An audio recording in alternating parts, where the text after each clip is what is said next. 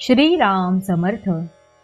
श्रोते हो, आपण ऐकत आहात श्री गोंदवलेकर महाराज यांचे प्रवचन. मी भगवंताचा आहे ही अखंड जाणीव ठेवावी. आपल्याला काही हवे असे वाटले आणि ते तसे झाले नाही म्हणजे तळमळ लागते. परंतु सर्व परमात्माच करतो आहे असे मानले म्हणजे काळजीचे कारण उरत नाही. आपण देव आहे असे म्हणतो, पण आपला तो खरा विश्वास आहे का? एखादा मनुष्य बुडायला लागला म्हणजे दगड जरी त्याच्या हाताला लागला तरी हा आपल्याला तारील असा त्याला विश्वास वाटतो आणि तो त्याला धरून आपणही त्याच्याबरोबर बुडतो म्हणून म्हणतो. देव आहे असा आपला खरा विश्वास नसतो. आपण नुसते तोंडाने म्हणतो एवढेच. नाहीतर आपल्याला काळजी का वाटावी? प्रत्यक्ष देव पुढे उभा राहिला तरी आपल्या मागची काळजी आणि सुखदुःखे संपणार नाहीत. याचे कारण म्हणजे परमेश्वरावरचा आपला विश्वासच डळमळीत असतो. वास्तविक परमेश्वराची इच्छा प्रमाण मानल्यावर सुखदुःख मानण्याचे कारण नाही. परमेश्वर सर्वव्यापी आहे. तो जसा माझ्यात आहे तसा दुसऱ्यातही आहे. म्हणून दुसऱ्यांनी काहीही केले तरी आपल्याला त्याबद्दल काही वाटण्याचे कारण नाही. तरी अशी भावना ठेवून वागावे की मी देवाचा आहे, तो माझा पाठीराखा आहे आणि म्हणून काही झाले तरी मला काळजी करण्याचे कारण नाही. हे सर्व नामस्मरण केल्याने साधते. म्हणून मी आजपासून सतत नामस्मरण करीत राहणार असा निश्चय करावा आणि त्या दृष्टीने प्रयत्न चालू ठेवावा.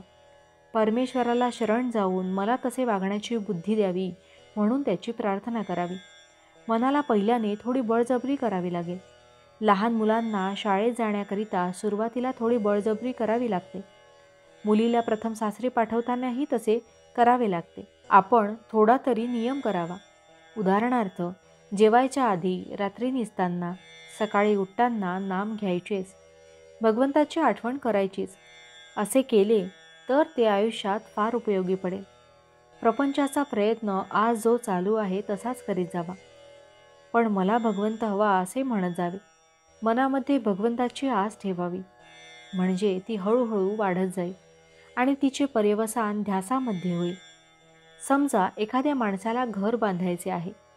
मला घर बांधायचे आहे असे तो म्हणत जातो आणि त्यासाठी पैसे शिल्लक टाकतो. दागिने करायची वेळ आली तर ते नको म्हणतो, कारण पुढे घर बांधायचे आहे हे जसे खरे त्याचप्रमाणे भगवंत मला हवा असे नुसते म्हणत गेल्याने देखील मनुष्य निवळ प्रपंचातच गुरफटून न जाता विषय बेताने भोगेल.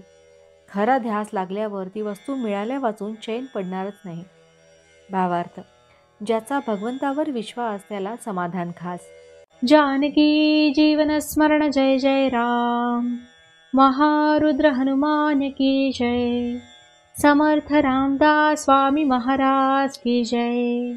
सब संतन की जय. श्री अनंत कोटि ब्रह्मांड नायक राजाधिराज सच्चिदानंद सद्गुरु श्री ब्रह्म चैतन्य महाराज की जय. जय जय रघुवीर समर्थ. आता आपण 13 वेळा नामस्मरण करूया. श्रीराम जय राम जय जय राम. श्रीराम जय राम जय जय राम. श्रीराम जय राम जय जय राम. श्रीराम जय राम जय जय राम. श्रीराम जय राम जय जय राम.